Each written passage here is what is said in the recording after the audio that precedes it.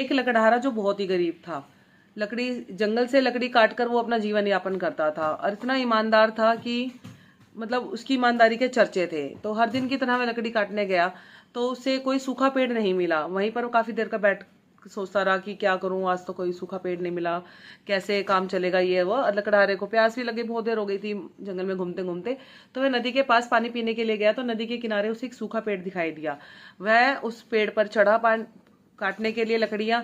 जैसे ही उसने लकड़ियां काटनी शुरू की, उसकी जो कुल्हाड़ी थी वो पानी में गिर गई और पानी का बहाव बहुत तेज था और गहरी भी थी नदी, तो वो उसको नहीं मिल पाई। तो जैसे ही वो नीचे उतरा अपनी किस्मत को दोष देने लगा, जोर जोर से रोने लगा।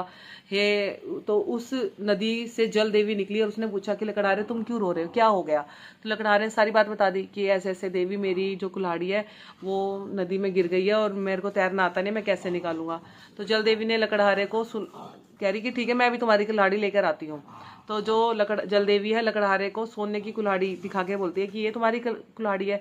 उसने साफ मना कर दिया कि नहीं जल देवी, ये मेरी कुल्हाड़ी नहीं है। तो वो दोबारा गई, वो फिर चांदी की कुल्हाड़ी निकाल के लाई।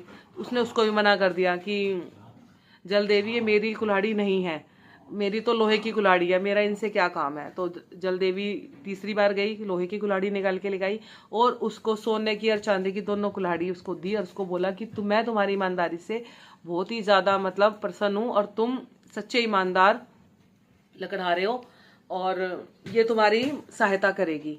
अब ये दे दिया। वो गया अपने घर पे, उसने अपनी बीवी को बताया और ये बात उसकी बीवी ने बता दी पड़ोसन को, पड़ोसन के आदमी को भी आ गया यही है, मैं भी यही करता हूँ।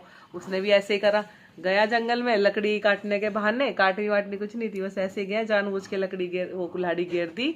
अब कुल्हाड़ी घेरने के बाद उसने फिर वही रोना धोना मचा दिया। अब जो था जो जल देवी थी, जल देवी जानती थी कौन सच्चा कौन झूठा। अब जल देवी ने क्या करा कि उसको उसकी ही कुल्हाड़ी निकाल कर दे दी और उसने एकदम बोला कि नहीं नहीं, मेरी ये कुल्हाड़ी नहीं है जल देवी, मेरी कुल्हाड़ी तो सोने की थी जो गिर गई। तो जल देवी ने बोला अगर तुम्हारी कुल्हाड़ी सोने की ही होती तो तुम यहाँ जंगल में पेड़ काटने ना आते, लकड़ी काटने ना आते, और तुमने ये झूठ बोला है, इसी वजह से मैं तुमको मतलब ये भी नहीं मिलेगी तुमको। तो ये चीजें हुई उसके साथ और उस दिन से ये चीजें आई कि हमेशा ईमानदार रहना, परिस्थिति चाहे कैसी भी हो ईमानदारी का साथ कभी नहीं छोड़ना चाहिए। और जो झूठ छल कपट करते हैं उनका यही नतीजा होता है कि जो हाथ में है वो भी चला जाता है।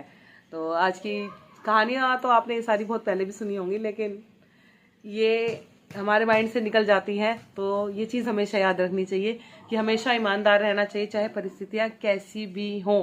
रियलिटी है ईमानदार आदमी हमेशा आगे तक जाता है।